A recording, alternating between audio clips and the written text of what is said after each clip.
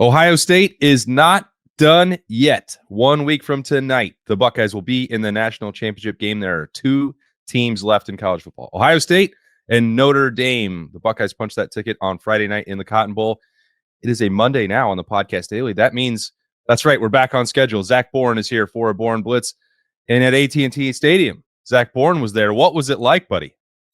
Electric. I love Jerry World. Like, absolutely love it. Now, I understand it was a pain to get to, all the travel issues with, the Dallas area, and everyone said they got like 4 or 5 inches of snow. You could see the grass, outside. So I don't think they got that much snow, but, man, Jerry World is such a great place to watch a football game. It was absolutely electric. I would say it was probably 65%, maybe even 70% Texas fans. They definitely had the advantage, but just being a short, 3-hour drive up from Austin, it was, I don't know if I have been a part of that intense of a game. And then when Jack Sawyer had the play of the century, man, like became a legend, that place came absolutely unhinged. It was incredible. It's a memory that I know Buckeye fans that were there and even at other places will remember forever. Man, it was such a fun game. Yeah. Physical game. Give credit to Texas. That is a hell of a football program too. One of the great games that I think sometimes we get spoiled by watching Ohio State blow so many teams out, Zach. I think that's why we nitpick a ton. And there are things that we could definitely nitpick. I don't think Ohio State played its absolute best game against Texas, but it answered when it had to, primarily in the fourth quarter. And that's when they've got into these tight games. That has been the part that has let them down when they've lost. The defense doesn't get the stops they need, or the offense isn't able to sustain drives or finish them in the end zone. Both of those things had to happen when they absolutely had to happen. I think that's a remarkable tribute to the work that Ryan Day has done with this program, that Chip Kelly has done to help with this offense, and then Jim Knowles and Jack Sawyer and Larry Johnson. It is another one of those things where you tip your hat to the entire team, and you have to have a program victory. That might sound a little cliche at this point because I said that after Tennessee and I said it after Oregon. But if you're winning playoff games and you're beating top 10 teams over and over and over, it must be true, right? Let's start with how you started that. Of Texas should get so much respect from Buckeye Nation. I think people going into this game thought it was going to be a blowout again, looked at Texas's SEC schedule and probably one of the easier paths of any team in the SEC, losing twice to Georgia. And I think after Notre Dame beat Georgia, everyone was like, oh, this Texas team isn't very good. That Texas team is tough. They've got dudes. They are – it was one of those games where maybe it was the first time where I've really seen both teams run out and the guys look different, right? Like Ohio State runs out and you're like, that is a team full of dudes. They just look different. They're bigger. They look faster, stronger. Texas is the same way, man. I was there for warmups and you look across the field and you're like, this is going to be a heavyweight battle. So kudos to Sark, the Texas program, the Texas players. They fought their butts off against Ohio State. Now, you take a step forward, I couldn't agree with you more when you say a program win, because for so long, the national media, 90% of Buckeye fans have been calling for Ryan Day's job because of they say his inability to win those type of games, that the big time programs, top 5, top 10 matchups where you have another team who's punching you in the face nonstop. And we go back to, the Michigan games over the past couple of years, go back to Georgia in 22, like all these people bring up these kinds of matchups where Ohio State can't win the football game.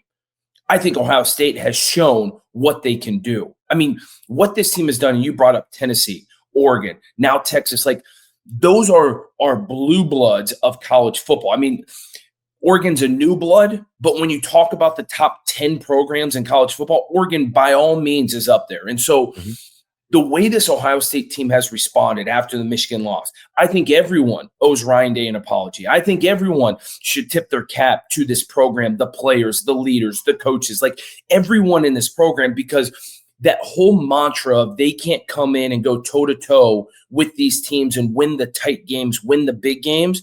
they are showing everyone the exact opposite. I mean, this is a legendary run. We already talked about Jack Sawyer becoming a legend, and we've talked about it, and he is.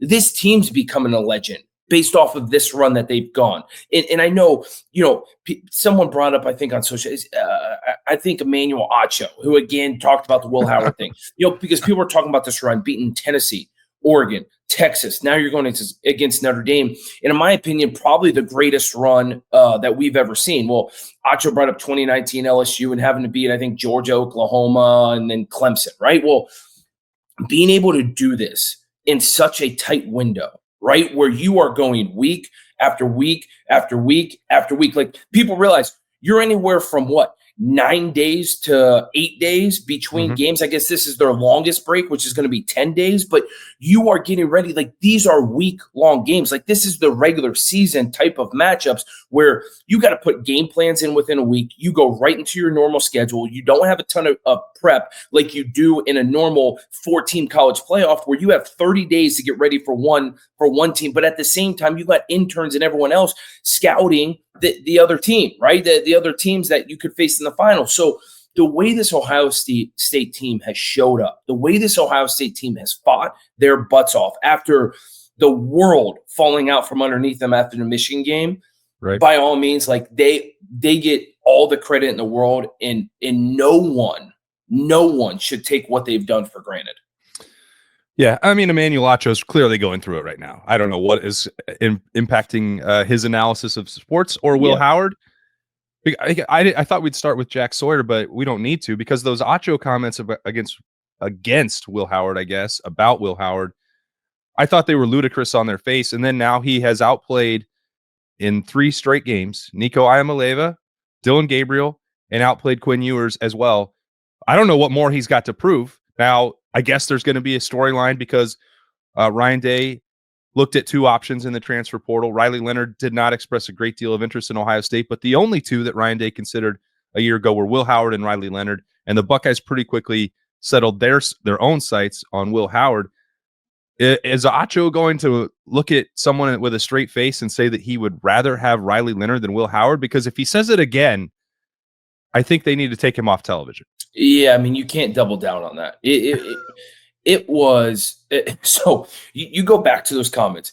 You're saying that against a Drew Aller guy who has struggled throughout his entire career. And you saw in the game that they played in their semifinal that he didn't have one completion to a wide receiver.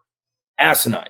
You're talking about a Riley Leonard who, yes, I think has the intangibles, but within this Notre Dame offense, they don't throw the football. They rely on Riley Leonard and this stable of running backs in this offensive line to run the football. And so you can't say, hey, if you need someone to sit back in the pocket and throw the ball around the field to win you a football game, that's not Riley Leonard.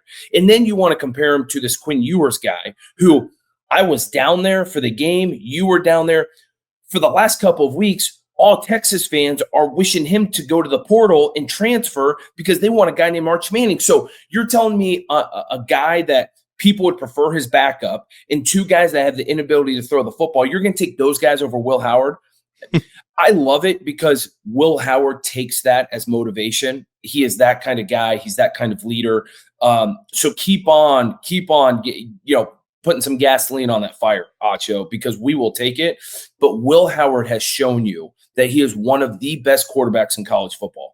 All throughout the year, I think people took him for granted because everyone's talking about the wide receivers, right, and what they're able to do for Ohio. I think now people are realizing in these big games what Will Howard is able to do and how he can lead this team to the national championship, to win a national championship. And after the game, Austin, I don't know if Ryan Day during a season, right? And I say during the season because there's still games to be played. I don't know if Ryan Day has ever come outwardly and talked about the impact a player has had on a team like he did about Will Howard after the game Friday night. Normally, that's his press conference after the season, right? When there's a recap and he hypes up a player and says how much he means to the locker room, how much he means to the team. Ryan Day's doing that in the season. And I think the way Will Howard played Friday night is the exact reason why Ryan Day did that. I think because of the way Will Howard has just just put his arms around this team, especially after the Michigan loss, especially after losing Seth McLaughlin. Like, after all those things, I think Ryan Day was like, I need to give credit where credit's due. And that's very unlike Ryan, but I think that tells you how much Will Howard means to this program. Yeah. No, you're absolutely right. It is unusual for Ryan Day to do that while the season is ongoing. He did that to a pretty large extent for Jack Sawyer after the game as well, and talking about the way that he's become like family to Ryan Day and his family. Everyone in that Pickerington community rallying around Jack Sawyer and all coming together. There's the stories about Jack really being the first commit to publicly jump on board and say that Ryan Day's the guy, and it's a full circle moment. And we'll get to that. But I think that because Will Howard made another mistake and threw an interception there in the third quarter, and because Jeremiah Smith only had one catch, there may be some opportunity where people are still going to criticize Will Howard for Friday night.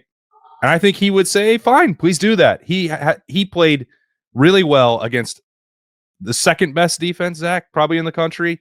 I had said going into it, like, if you looked at all three levels, the talent that Texas had, they had maybe not even played to their full potential. They put Will Howard under pressure. They had a scheme that was designed to take away Jeremiah Smith. And when Will Howard took a little bit of the bait, he paid for it with the interception, but he bounced back. And, the run on fourth down into the red zone, even that play, people are poking fun at him for tripping. He made the plays that he had to make to win this game. You look at the numbers, passing numbers against that Texas secondary, you would take that every single time if you're Ohio State. So I think you want to focus on the negatives in that. So be it. Nothing I can do to change that. That's not going to be the way I remember it, which is another gritty performance in the face of pressure for Will Howard.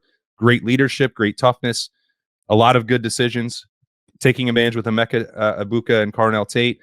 The throw to G. Scott, where G. Scott fights for extra yardage. And then the huge welt on Will Howard's hand from early in the game and playing through, pain. Even in practice last week, Zach, he had an ankle brace on. He had a knee brace on for the open practice. Like, he's not 100%. That adds it to me. That's going to go down as a pretty remarkable performance for Will Howard in my book. For anyone who wants to be so short-sighted and still say Will Howard didn't do this, didn't do that, the dude threw for almost 300 yards in a semifinal game against to your point, in my opinion, the second best defense in all of college football. And that interception happened really close to me from where I was sitting. Texas played that perfectly. Jeremiah Smith was open, right? As soon as Will Howard threw that ball, that linebacker sunk right underneath it, made one hell of a play. But I also want to go back to a comment I made and that you made when you look at the stats. Will Howard, just let this sink in. Will Howard threw for almost 300 yards against Texas. Jeremiah Smith had one catch for 3 yards. So he's thrown for almost 300. And in my opinion, the best wide receiver in all of college football had one reception for 3 yards. Like, come on, people. You have to tip your cap to Will Howard. And if for people want to say you need to get Jeremiah Smith the ball more, Jeremiah Smith would tell you, hey, we won the football game. I'm good, right? Like, I'm good, man. My time will come to shine. But guess what? We threw for almost 300 yards, and I had 3 yards of that. Like, well, yeah, I mean, the situation is very different, Zach, right? If you lose and Jeremiah has one catch for 3 yards, you say, well, that was the problem. If you win, then you found a solution, and Jeremiah Smith is taking away attention that allows Emeka Ibuka and Carnell Tate to thrive. I have never seen a player like Jeremiah Smith that gets triple coverage. Like, there are still shots of literally Texas triple covering him, matching up Barron, their best corner, on Jeremiah Smith with two bracket safeties over top of him. Like, linebacker bracketing on the inside and a safety bracketing over top of him. Like, I have never seen that. So you are telling me you've got a guy that's getting triple coverage. You cannot argue that he only has one catch for 3 yards. Like, they had a game plan to take Jeremiah Smith away and said, hey, listen, everyone else beat us. No one's bringing up that Carnell Tate almost went for 100 yards, right? I forget how many catches he had, maybe 7 or 8, whatever it was. Yeah. Like, no one's bringing that up, that he made some massive catches as well. Remember, I think it was one of the first plays of the fourth quarter, 3rd and 8, Carnell Tate going to the sideline, and they get a conversion for like 14 yards on 3rd and 8 to continue the drive. And then guess what? They score on that, to go up 21. So to go up to 21. So, so many people want to point the finger at Will Howard saying it's not a perfect football game. He made the plays in a big time atmosphere, big time game to get them to win a football game. Guess what? That's all you need to do. That's it. Jack Sawyer obviously did that too. Scoop and Sawyer, 83 yards through the heart of North Texas. Zach, we have said on this show and on Buckeye Q that there were times that, hey, well, Jack's not really living up to the full potential, which was true a couple years ago. Physically he doesn't look the part. He's playing, in the Jack position, and they got him a little bit out of whack physically. And midway part of last year, he started ramping it up, and he had a great Cotton Bowl at the end of the 2023 season, but it didn't really matter, and it didn't give Ohio State a win against Missouri. None of that really even matters anymore, because the way he's going to be remembered is for the play ending the semifinal, strip sack of Quinn Ewers, taking it back for 83 yards. He's been really good throughout the playoffs, but we said maybe he should play 3 technique. And I don't know where you are on that point, because he's playing so freaking good at end right now. Hand up, man. Hand up. Jack Sawyer is a Pickerington kid. Shoot, I've known Jack since Jack was probably in 4th grade, maybe 3rd grade, right? Back when I was in Pickerington and in high school. And Jack has always been a guy that people talked about, right? Like they were like, wait until you see what this kid can do, whether it be basketball, whether it be football. The athleticism was off the charts. When he got to Ohio State, as one of the, number 1, number 2 ranked player in the country in his recruiting class, in the way his first 3 years went, hand up. I was like, hey, listen, in my opinion, he's always been the JJ Watt prototype. I played with JJ my rookie year in Houston. I've always thought Jack reminded me so much of JJ. And I think JJ couldn't be a defensive end in a 4-down defense, right? JJ is a 5 technique in a 3-4 defense where he's matching up on the on the B gap, or matching up head up on the tackle, right, and being able to play the inside. You're not relying on him to use so much speed and hold contain on the outside. And so, hand up, I've always said, hey, Jack should move down to a 3 technique, gain a little bit more weight, because I think he'd be unstoppable as a 3 technique, going up against a guard where he can use his length and strength and athleticism to absolutely dominate guards. Well, guess what, man? The way the guy has played the last 4 games, in my opinion, he went from a late 3rd round pick, maybe early 4th round pick, to a 2nd round pick, maybe late 1st round pick. Like, the dude has made himself so much money over this 4-game stretch based off the way that he's played at defensive end. That I don't know if him and Coach Johnson worked on some new techniques, because it seems like he's just getting after the quarterback quicker. Like, do you remember last year and even earlier this year? It was like we kept on bringing up these defensive ends. Seems like they're 1 step behind, right? Like they would get pressure but never get to the quarterback. And their sack, they were always so close, but can never get to the quarterback. And now that half step that they were always behind, now it seems like they're a half step there, right? And that's the difference. And you see the sacks coming, you see the forced fumbles coming, you see all these pressures. Like Jack and JT, and I'm gonna give credit to JT as well, because I think he's playing his butt off and playing the best football he has as a Buckeye. But it goes back to how we started this conversation of this run that this team is going on. Like, everyone should give them credit, because everyone, including myself, when it comes to Jack and JT, have always voiced not a frustration, but more so like, hey, listen, we expect more out of you, right? And now the way those guys are playing, they've answered the call. They've turned everyone's opinion from, man, they're always a half step too late, to now they're making the play. Now they're difference makers. Now you can absolutely rely on them in every passing situation to get after the quarterback and create a difference. And I love what they're doing. Obviously, this team is absolutely feeding off of it and the energy that Jack and JT are bringing. And when Jack scooped and scored and went through the heart of North Texas, man, oh my God, I can't explain it. It's one of those moments where in football, and I have a couple of them when I played, but as a fan, I was there for Zeke's run. I remember it. People go crazy. There's not many of those moments where you're like, oh my God, that is a iconic moment in Buckeye history and Buckeye lore that will always be there. And especially if they win against Notre Dame, everyone's going to point their finger to that play and say, that was it, man. The season right there. Like that was the difference maker. It's it's such a great point, Zach, because it's surreal in a lot of ways. You and I are lucky to be at a lot of these games, or all of these games, or most of these games, and see a lot of iconic plays. And when they're happening, you know it. There's the opponent fans, whether it's on the road, if it's a neutral site in a bowl game like the Sugar Bowl for Zeke, or Friday night in front of Texas fans for Jack Sawyer, you're like, oh my God, people are going to be talking about this play for 5 years, 10 years, 50 years. Now, again, to your point, this version, the reason that we talk about Zeke and Alabama is because he followed it up against Oregon the next week in the national title game. Ohio State's going to have to do that against Notre Dame, or else the same thing might happen, because I had the same sort of chills in like watching history realization when Jack Sawyer intercepted that throw on November 30th. It was like iconic play in the history of the horseshoe. And guess what? We don't talk about it because they didn't win that game. If they win next week, like you're going to be talking about Scoop and Sawyer like until you die, like that. And when you're seeing it happen in person live, there's really nothing like it. It's like an out of body experience, even though you're not the one doing it on the field.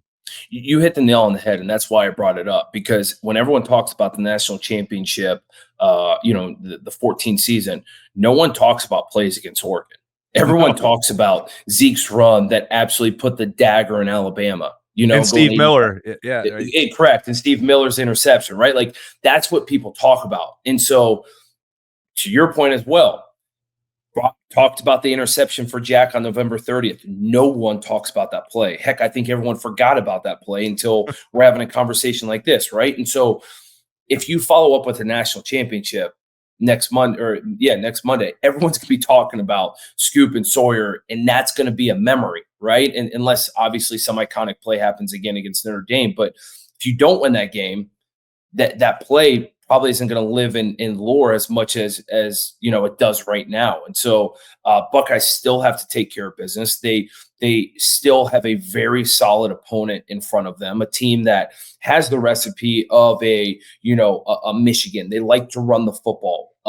They want to wear time off the clock, right? They're going to run the quarterback, which we've seen Urban Meyer do for 10 years here at Ohio State, where you get in big games, you run. The quarterback run is that he talks about it all the time, is that special play, because there's not enough defenders in the box to account for the quarterback run, right? Like you have an extra blocker now. You're able to do those things. Notre Dame has done it very well. That's how they beat Georgia, right? Obviously some special teams stuff as well. But you look at the Penn State game, they relied on that in the second half, and Riley Leonard's come up big for him. If you're Ohio State, you cannot just sit on your laurels and say, hey, listen, we took care of business against Texas. This next one's going to be easy. You have to come out. You have to get after them early. You have to attack them. There are so many things that this Ohio State team has done over the last 3 games that they have to replicate for a 4th one to become a national champion. Yeah. Excited that we are a week away from that and that the season is ongoing. Looking forward to getting down there to Georgia again for the national title game. We've reached 3 and out, Zach, and you can't take Will Howard or Jack Sawyer. Okay, let's do it. A 3 and out. I can't take Will Give me Howard 3 others. Yeah, give me 3 others. Okay, good. All right. Number 3, I'm going to go the deadly duo of Quinshon Judkins and Travion Henderson. Those guys needed to be relied on. I think between the two of them, they had like 19 touches for 175 yards or combined, whatever it was. Those guys were huge out of the backfield when they needed to be. We've talked about their ability to catch the football. You saw both of them do it multiple times in situations. And here's the thing, we went, 25 minutes in a show and we didn't even talk about Travion Henderson's screen pass right before the half, which I mean, when that happened, my mouth was on and my chin was on the ground. I even texted you. I'm like, oh my God, what just happened? Like, how does that happen? Right. So absolutely just crazy. Number 2, Donovan Jackson, man. Like I thought the offensive line, for how much hate and attention has been on them, they have played their asses off the last 3 weeks. And did they play perfect against Texas? No. Do I think it was the hardest probably game that they faced from a defense line standpoint in Texas? Yes. And I thought they held their own for the most part. But Donovan Jackson, man, going to left tackle, matching up against those two ends, right? And getting pressure from Anthony Hill Jr., who's a stud linebacker, Colin Simmons, who was freshman of the year, right? Like going against those guys and giving up zero pressures, right? Like unbelievable, man.